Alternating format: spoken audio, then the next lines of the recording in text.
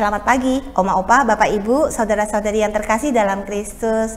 Hari ini 26 Maret 2023 kembali lagi bersama saya Poli dan Oma Ligia dalam acara Oke hari ini Orang Kudus hari ini. Sekali lagi selamat pagi Oma, apa kabar? Baik, puji Tuhan. Ya, sehat-sehat. Oma meskipun bergelar Oma, tapi masih bekerja ya Oma ya? Masih ada aktivitas ya? Masih sementara ini. Yo, sementara ini, tapi luar biasa. Saya dengar masih aktif di perusahaan dan karirnya luar biasa ya Oma ya. Sebagai insinyur betul? Oh betul sekali. Iya, di usia berapa kalau boleh saya tahu? 69 hampir 70. Ya, saya harus tepuk tangan untuk Oma yang luar biasa ini. Di pagi ini kita mau bercerita tentang Santo Castulus, juga seorang martir. Dia bersama istrinya Santa Irene berjuang bersama-sama memberi perlindungan bagi umat Kristen. Yang luar biasa, mereka suami istri ya. Iya. Ya, Oma bisa lanjutin ceritanya mungkin supaya kami lebih mengenal Santo Castulus. Nah, Castulus ini berasal dari Roma. Dia hidup di abad ketiga. Castulus mempunyai seorang istri yang bernama Santa Irene, adalah pasangan suami istri yang hidup di kota Roma pada masa pemerintahan dari Kaisar Diocletianus, Kaisar Romawi tahun 284 sampai 305. Castulus adalah seorang bangsawan dan seorang perwira dalam bala tentara Kekaisaran Romawi.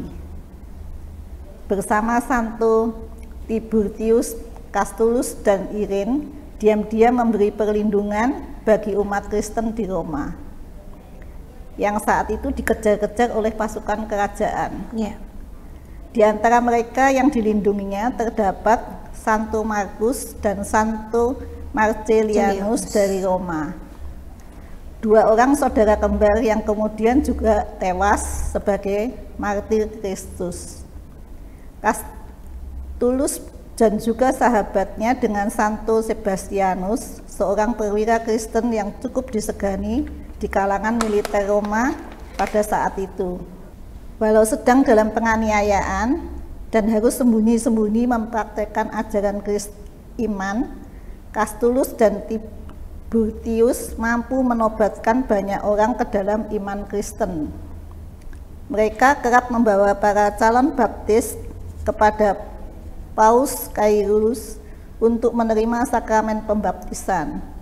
Santo Tiburtius kemudian tertangkap dan tewas dihukum mati bersama saudaranya Santo Valerianus.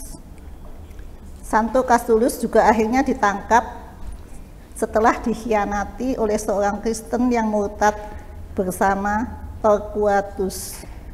Castulus dibelenggu dan dibawa ke hadapan wali kota Roma bernama Fabianus.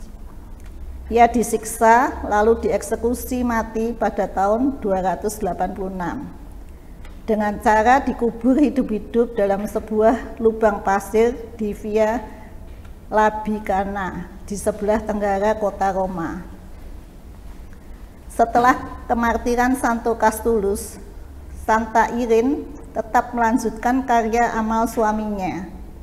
Ia memberi perlindungan kepada umat Kristen dan berupaya memberi penguburan yang layak bagi para martir Kristen yang tewas di tangan para algojonya yang mengenaskan dicabik-cabik binatang buas dalam arena gladiator. Santa Irene lah yang mengobati Santo Sebastianus ketika perwira perkasa itu disangka telah mati setelah tubuhnya diikat pada sebatang pohon lalu dihujani dengan puluhan anak panah. Santa Irene sendiri akhirnya juga tertangkap dan dihukum mati sebagai martir Kristus pada sekitar tahun 288.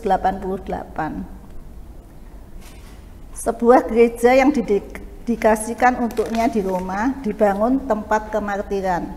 Sudah ada setidaknya sejak abad ke-7.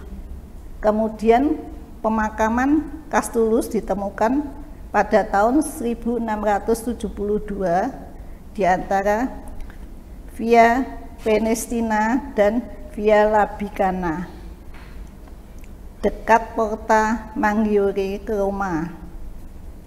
Kastulus dihormatin di Bavaria, Jerman setelah relikuinya dibawa ke Musburg.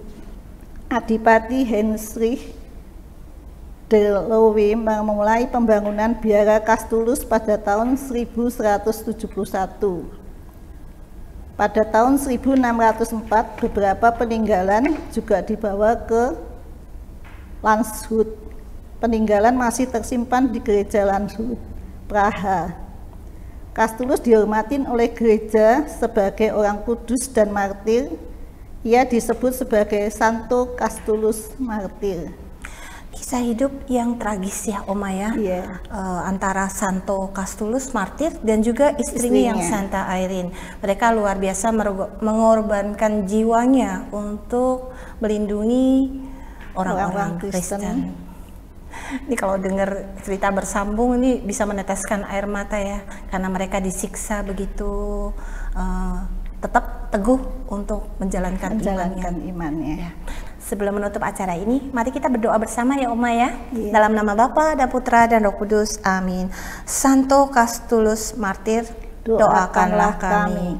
Kemuliaan kepada Bapa dan Putra dan Roh Kudus, seperti pada permulaan, sekarang, selalu, dan sepanjang segala abad. Amin. Dalam nama Bapa dan Putra dan Roh Kudus, amin. Luar biasa untuk perjumpaan hari ini Oma, kita berpisah dan kita berjumpa lagi di acara Oke, hari ini Orang Kudus hari ini berikutnya. Bye-bye.